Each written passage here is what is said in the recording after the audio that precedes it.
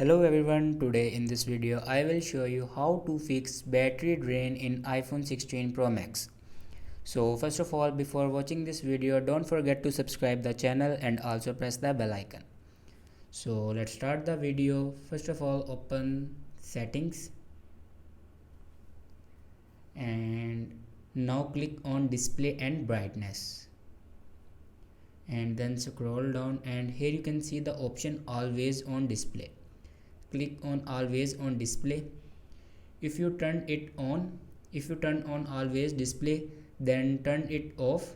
After turning off always display, then go back to your setting and then click on battery, and now turn on low power mode. If you turn off low power mode, then turn it on, and it will reduce background activity and sleep any app which is using or draining your battery. And then click on battery health and charging, and your battery capacity is also depend on your iPhone battery health. If your battery health is down or on service, then your battery drains quickly. So make sure your battery health is good and turn on this optimized battery charging on. If you turn it off, then turn it on.